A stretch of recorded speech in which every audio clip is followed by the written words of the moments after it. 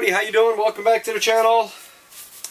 Just doing a little video here, cleaning up a Warrior. This I think is James or Josh. This is number 13, the Warrior Poet Society. And he did his, he opted for the sandblasted matte gray finish with the black canvas micarta scale. So pretty slick looking. Hopefully it's going to come in okay. Hopefully you guys will see that. But really nice looking. Just got done sharpening up, as you see, and oiling it all down. Your Warrior is ready to go out. It's actually going to go out today. I'm going to the post office. I got some other knives to mail off as well, so I'm going to do that. But as you guys saw, my Wicked Edge, and I wanted to touch base. This is kind of like an update to the Wicked Edge. In the past, I did a couple of videos on it, and you might, in some other videos, I've used it here and there. I've kind of used it as some B-roll or something. But I wanted to show you guys some of the changes that I did to the Wicked Edge lately, and what I think about these changes. Okay, recently in the had to change a battery. I'm getting better at watching those now. A while back, it was last year when I did the Wicked Edge. I did it on that wood base, and it was really nice. I didn't have a granite base at the time, and I had a bunch of scrap 3/4 inch plywood, some birch plywood, so I made a really nice base, and I made a spot where I can store all the sanders, you know, the grinding diamond hones and such, and worked out good.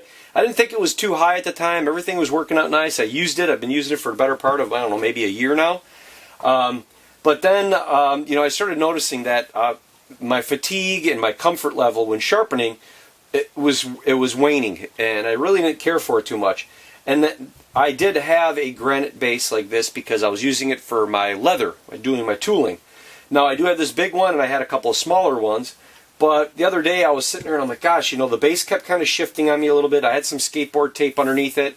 Matter of fact, let me go get that. So yeah, again, probably throwing some footage here, when I made this. But this was the base. It's 1.25 inches thick. Birch plywood, sanded down. I glued and screwed it. Worked really good there. Then I went and made this base for it, and I was able to store things here, and I was able to put the hones across this, and I put skateboard tape at the bottom of it to keep it from slipping around, because you guys know I got this rubber mat I put on my workbench. But it was still slipping around a little bit, and I was just fighting with it, and with the fatigue because of the height. So I bucked under, and I went ahead and I used my granite base. So as you see, I went ahead with the granite base, and what's nice about the Wicked Edge is they give you the mounting layout for these two screws, for the screws, because there's actually a screw here and a screw here that screw up underneath the base to hold it in place. So I was able to transfer these lines and do that. I didn't video any of it because it was kind of impromptu. One of the things that we ended up doing, because my son was out here working with me on it, is the screws are kind of like a pan head. I don't think they're called pan head. They have kind of a shape like this. You see how the head of that screw shaped, so it tapers like that, and it screws in. A lot thinner than that, but they screw in there, and let's flip this over. And you'll see they mount right in there and there. There's two screws each, one there, one there. And you have to recess this a little bit. So I drilled the holes, and then I recessed it slightly. But I recessed it maybe a little bit too much. Well, not maybe, I did. I recessed it a little bit too much. I was concerned about them sticking out of the bottom when I laid this flat. I didn't want them dragging on the counter. But I recessed it a little bit too much. And what ended up happening is when I screwed it in all the way and got it tight, I had a little play. So I went and got some of my leather that I had, a scrap of it. And this is like a 10-ounce piece of leather. So it's a really thick. It was from a really high-end, this Italian type leather I have for my sheaths, but it had some blemishes in it, so I didn't mind using it. But it worked really good for two parts. One, it acted as a shim, but secondly, what it did is it left me a lot more confident, because now I don't have aluminum, is what the Wicked Edge is made out of, machined aluminum. I don't have aluminum on granite. I have aluminum with this leather in between, and then granite, which gave me actually a tighter fit. It allowed the screws to recess underneath, but it also allowed this, like a washer, to be in here. And I really liked, when I was able to tighten it down, I was able to suck it down really good. A really stable platform, so I like that. And I like the idea of this granite, and again, at the time I didn't have it, is I actually like this height better than the wood that I had over there. This was all of like 4 inches or something like that. And as you can see, it's pretty high. And this here is actually thicker than the actual granite. So you can see that there's about a 1/4 inch or 3/8 of an inch higher. This is higher than the granite is. But now this is my... I mean, this is probably... Let's see if I can get you guys right here. I got the tripod halfway set up here. James's Warrior is probably the 3rd or 4th knife I've done with the granite. I think it's the 3rd. Yeah, it's the 3rd knife I've done in a granite. I like it much, much better. Much more comfortable. I'm sitting at a workbench. My workbench is about 36 inches high. Works much better. So happy with it. Now I just got to get myself a new piece of granite so I can tool my leather. The other thing was too is I actually grabbed these containers here.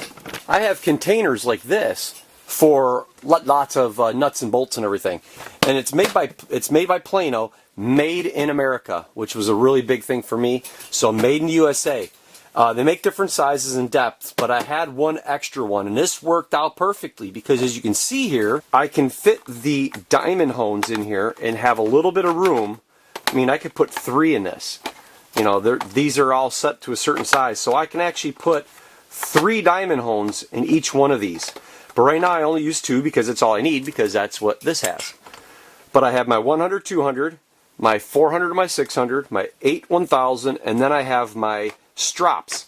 Now they call these fine and coarse, but I don't use the liquid. They have like an oil that you put on them. I don't. I just use the Jeweler's Rouge.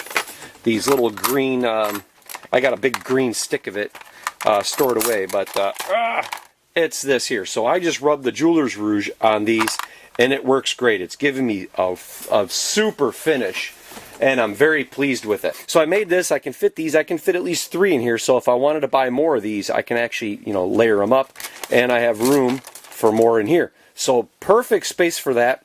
Perfect storage for everything. You have the, as you saw, I use a marker. I use the Sharpie to mark the blade, so I know what kind of material I'm removing, and then after that I don't have to anymore, because once you set the gauge, the depth, the blade doesn't move, you're good to go. And then you saw me use electrical tape. I put electrical tape on the blades because as I'm moving the strap back and forth, I don't want to mark and hit the choil. I have done that periodically, and when I did notice I did it, I have to go back and I have to, you know, hand sand stuff, or I have to clean it up, and it gets a little tedious. So I find electrical tape, I acetone the blade, put some electrical tape over by the choil, and that keeps me from hitting it with these, because this is plastic, although that's plastic right there. Every now and then you'll get on there, and enough repetition, you mark and you hit the blade, and I don't want to do that. It's not my knife at that point. It's somebody else's. So the Plano case works really good for storing everything, and I mean, locks up really nice. I like the idea, made in America. And then as I want to expand and I want to buy more of these, I can then make, you know, I could have one more 100s and 200s and stuff like that. So it's really good. I definitely think the case is plenty big enough for what I have, especially with little screws and spare parts. So that's pretty cool. So yeah, guys, I just wanted to share that with you because I thought it would be interesting, because I know I did the video a while back on the Wicked Edge. I'm plenty pleased with it. I'm very happy with the situation with the Wicked Edge. I've had it for maybe a year now, I think it's been. So I have no buyer's remorse. It's been putting out phenomenal blades, phenomenal edges. I take all these knives up to 1,000 grit, and then I strap them. I'm actually starting to. I have a rough estimate of how many actual strokes I get per hone. I've been keeping track of that.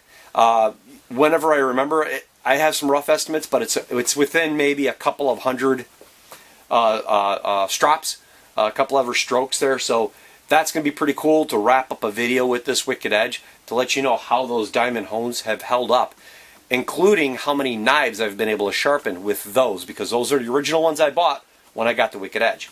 So that's cool too. So that's going to be a neat video to put together to kind of wrap this whole thing up. But I just thought I'd share that with you, let you know what was happening here in the shop. So again, thanks for all the support. I do appreciate it. Like, share, subscribe, all that good stuff. Keep me from the bottom of the YouTube bucket. Keep an eye out for more content coming out because I have been busy, both with knives and with videos. So, until the next one, gang, have a good summer. It's August 2018, and we'll catch you in the next video. Bye.